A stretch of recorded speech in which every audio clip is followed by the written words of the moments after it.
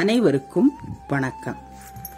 இன்றைய வீடியோவில் வந்துட்டு வாஸ்து வீடியோவில் வந்துட்டு நான் இன்னைக்கு வடகிழக்கு மூலையில், அதாவது நம்ம வீடு அமைக்கும் போது வடகிழக்கு பகுதியில் எந்த மாதிரி இருக்கணும், எப்படி இருந்தால் நல்லதுன்னு உங்களுக்கு வந்துட்டு டிப்ஸ் கொடுக்குறேன். ஃபர்ஸ்ட் வந்து பூஜை ரூம். நீங்கள் பூஜை ரூம் அமைச்சிங்கன்னா வந்துட்டு அந்த போட்டோஸ் விக்கிரகம் எல்லாம் கிழக்கு பார்த்தவாறு இருக்க வேண்டும். ரெண்டாவது வந்துட்டு பூஜை அறை நீங்க அமைக்கல, அந்த இடத்துல வந்துட்டு வேற என்ன அமைக்கலாம் அப்படின்னா வரவேற்பு அறை, அதாவது ஹால் அந்த மாதிரி வைக்கலாம்.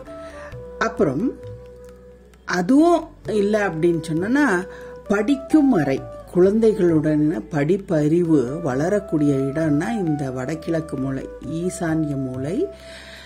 அந்த மூலையில வந்துட்டு நீங்க சிறுவர்களுக்கு படிக்கிற அறையா, அதாவது ஸ்டடி ரூமா வைக்கலாம். அவங்களுடைய அந்த ரூம், ஸ்டடி ரூம் பிளஸ் அவங்க தங்குறதுக்கு கூட அதை அமைச்சு கொடுத்தீங்கன்னா ரொம்பவே நல்லா இருக்கும். குழந்தைங்க ரொம்ப அறிவுபூர்வமா படிப்பாங்க, ரொம்ப ஆர்வமா படிப்பாங்க. அந்த அவங்களுடைய மைண்ட் வந்துட்டு ரொம்ப ஷார்ப்பா வேலை செய்யும்.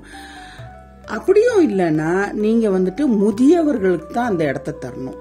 முதியவர்களுக்கு அந்த ரூமை நீங்க தரணும். வீட்டில் உள்ள அப்பா அம்மாக்கு, வயசான தாத்தா பாட்டிக்கு, அந்த மாதிரி வயதானவர்களுக்கு அந்த ரூமை நீங்க செலக்ட் பண்ணீங்கன்னா இந்த 5 ஆப்ஷன்ஸ் வந்துட்டு அந்த வடகிழக்கு மூலையில் நீங்கள் எவ்வாறு அமைக்க வேண்டும் என்று நான் கூறியிருக்கிறேன். இந்த மாதிரி நீங்க அமைச்சீங்கன்னா உங்களுக்கு ரொம்பவும் நல்லா இருக்கும். நன்றி. நீங்க வந்து எங்க சேனலை வந்துட்டு சப்ஸ்கிரைப் பண்ணணும். யாருமே சப்ஸ்கிரைப் பண்ண மாட்டேங்கிறீங்களே, சப்ஸ்கிரைப் பண்ணி பாருங்க.